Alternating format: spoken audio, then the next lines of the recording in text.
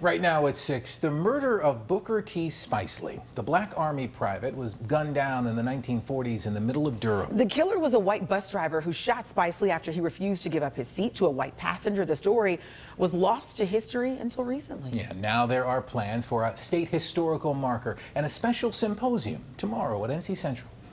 July 8th, 1944. What happened at this intersection? Wow.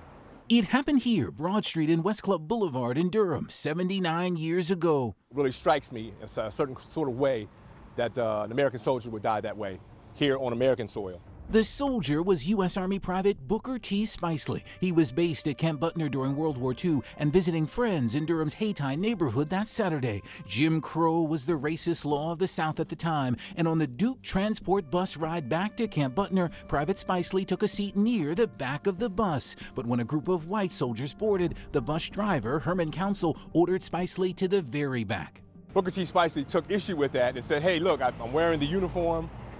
We're fighting in Europe for democracy.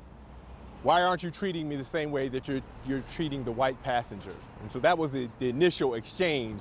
Spicely gets off the bus at Broad and West Club. That's when witnesses watch Council follow him off, armed with a .38 caliber pistol. Presumably, he's just walking away from the bus.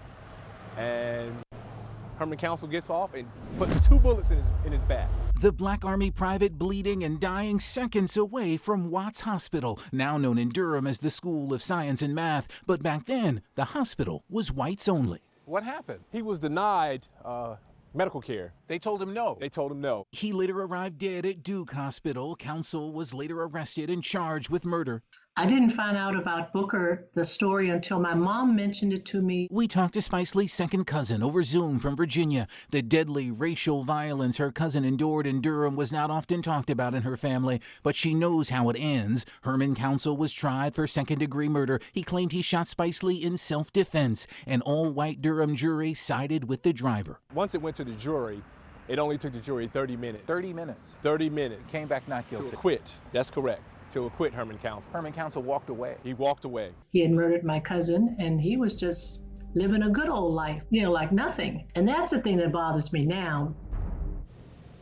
Herman Council went back to his bus driving job at Duke Power. He died in 1983. But last year, Duke Energy, the successor to Duke Power, endowed a $100,000 scholarship named for Booker T. Spicely for NC Central Law students. And Central Law professor Irv Joyner recently led efforts to have a state historical marker telling Spicely's story, placed near Broad and West Club Boulevard.